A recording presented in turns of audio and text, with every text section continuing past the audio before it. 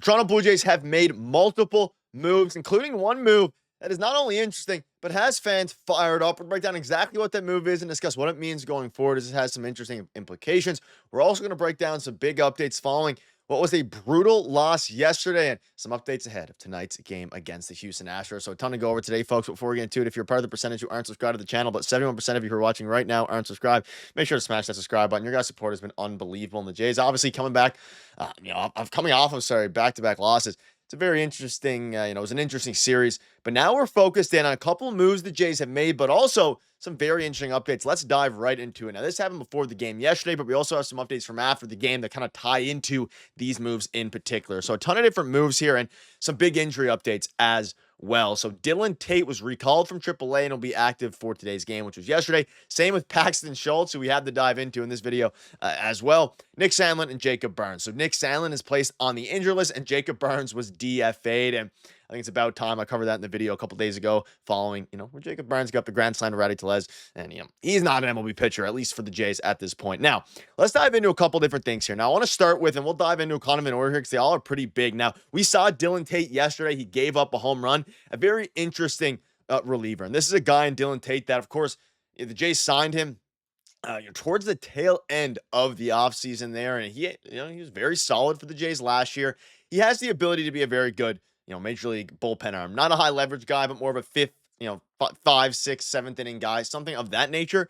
And most importantly, we're at a very interesting point with the bullpen now because you have guys who are very good, and you also have guys like Eric Swanson who have not came back yet. And with Nick Sandlin being placed in the IL, you're going to need guys like the Dylan Tates of the world, like the Paxton Schultz of the world to actually come out and perform. Now, you look at, Dylan Tate's stats so far in, last year in 2024, it was a 5.4 ERA, but he looked okay. He looked better than Jacob Burns. And there's a couple of years there in 2022 and 2020 where he was a very solid reliever, most importantly, 2022. And I think for Dylan Tate, he will be, solid. I think he's going to be a guy who's going to stick in the bullpen for a while. And let's not forget, Dylan Tate is a guy who, again, was signed late in the offseason, so he didn't really, get to go through proper spring training, didn't get to go through a proper routine, which is ultimately the main reason why he wasn't on the team to break camp and why they picked up Richard Lovelady and why they picked up, of course, Jacob Burns there. So Dylan Tate's basically replacing the Jacob Burns who got DFA'd following a brutal stretch. And something of note as well, before we dive into Paxton Schultz, is the Nick Sandlin injury. Now let's dive right into it here. John Schneider said Nick Sandlin with the right lat strain had been feeling it a little bit. He'll be down from throwing for a handful of days. Schneider says they're trying to be proactive with him. And we saw him just 2 games ago in the loss against the Mariners in extra innings. And Nick Sandlin has randomly become a bit of an unsung hero here for the Toronto Blue Jays. They acquired him in the Andres Gimenez trade. That's, we all know about that. And obviously the highlight of that trade was Andres Gimenez. But this is very, very interesting now because he has been a fantastic reliever, but they're putting him, and they have put him, on the 15-day IL, and it seems to be a precaution thing, but we are in the most difficult month of the season here where the bullpen's a little bit taxed, especially, following the 12-inning game a couple nights ago. So it's interesting. He must be dealing with not a severe injury, but something that's going to have to keep him out. Apparently, they said in the broadcast yesterday, this is something that specifically for Nick Sandlin, he feels throughout the season. It has felt it after each outing, but following the game a couple days ago, he felt it a little bit more. And because he felt it a little bit more, they're going to be proactive. And of course, it opens up a spot for a guy like Dylan Tate and most specifically Paxton Schultz. So a bunch of different moves up and down all the way through. A ton of different things, interesting things going on right now. And of course, Jacob Burns being DFA, but Nick Sandlin is the biggest of note here. He's been fantastic. He's kind of been the guy who in the offseason, during the regular season, has been using that Eric Swanson role where he can go 1 or 2 innings. You put him up against lefties because of his nasty slider, splitter, all these different things he has.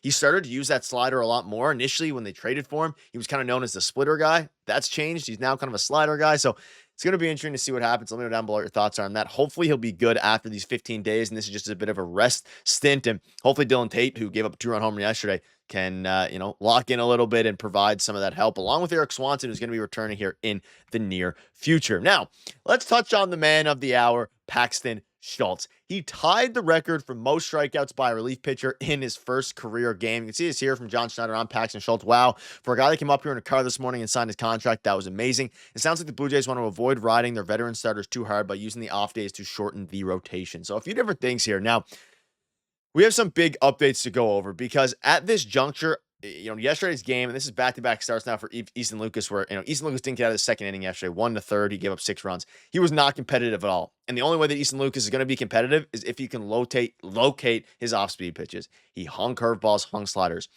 But John Schneider's plan is to keep him in the rotation. And they asked John Schneider, hey, who's going to be, the next starter, the next go-around? And, a lot of us were thinking, okay, Yariel Rodriguez, someone like that. That is just not the case. It is actually going to be not Paxton Schultz, but all signs are pointing to Easton Lucas again. You can see this here. John Schneider says, as of now, the Jays plan to keep Easton Lucas in the rotation. They don't want to overwork their veteran starters, Schneider said. So this has fans a little bit fired up because I'm seeing a lot of people now on Twitter and in the comment section saying, okay, this is it is a scheduled loss every 4 days, every 5 days for the Toronto Blue Jays. And I don't think it's as clear cut as that, but he was not competitive in the game. And each game matters. And that's why the one against the Mariners, not yesterday, but the game before in extra innings where they had, runner in scoring position in the 9th, 10th, and 11th, you have to win that game, right? You have to. Because there's going to be games now where you're injured and you have guys like Easton Lucas who started off 2 scoreless outings, now back-to-back outings where he's completely blown up. They're going to ride with him. They don't want to overwork their starters. Their bullpen's in, okay shape for now. You get Erik Swanson back soon, and then, of course, you'll get Nick Sandlin back. But at the end of the day, it's going to be interesting to see what happens with him. And Paxton Schultz, I mean, one of the craziest outings you'll ever see. 4 1/3 inning, 2 hits, no runs, 8 Ks. Get that man a win, his MLB debut. He didn't. The Jays did not get him a win. But the outing from Schultz yesterday really kind of highlights and underlines it was very important because the bullpen didn't have to get worked too hard. You kept most of your guys. You didn't use Jimmy Garcia. You didn't use Jeff Hoffman. You can now use tonight in the game against the Houston Astros, which is going to be a very important game. You've lost 2 in a row now. It's about how you respond. The Jays thus far, when they've lost 1 or 2 in a row, they've came back with a win. This team, the power is an issue. They have yet to figure out how to hit for power. They're hitting for contact. People are clamoring for, Addison Barger to stay up. We have Dalton Varsho. An update on his front as well. He's been playing in spring training games. He's going to be nearing a return here soon. We're thinking by the end of April. So a ton of different moving parts here between Varsho, Lucas. You have Dylan Tate getting called up. Like, the team is consistently moving now, and that's because of the injury to guys like Max Scherzer, but B, the lack of health in the bullpen, specifically surrounding now Erik Swanson and Nick Sandlin. You have Jacob Barnes being DFA'd, who, should be DFA'd. And you can see this here from Kiki Matheson. This was prior to the comment from John Schneider. I'm not sure where the Jays go from here. Jake Bloss is lined up for the starter spot, but they really want to get him settled in. They could also attach Schultz to another reliever, Yariel. And I think that is going to be their plan if Easton Lucas blows up again in his next start. They're going to ride him out for one more go. They're probably going to keep Paxton Schultz, for the time being until either A, Erik Swanson returns, or B, of course, Nick Sandlin, when he returns, is going to be one of those two. And ultimately, they're going to have to pick between Dylan Tate and Paxton Schultz. My guess is that Erik Swanson returns and probably takes out Paxton. I don't know if you can take him out, though, if he continues to do this. And Paxton will probably be the next guy up for Easton Lucas the next go around, similar to what they did literally today. So a ton of different things going around. We're going to keep you up to date with all the latest news. Again, as the Jays currently stand here right now, their team is looking interesting. Their bullpen is looking good. The back end of it, the starting pitching staff is not ideal. And can't help but hope and pray that the Jays find some power here soon, because having your left-handed pinch hitter be Miles Straw, who is very good this season nonetheless, you need more power. It's a little bit disappointing. Let me know down below what your thoughts are on all this. Thank you guys for watching.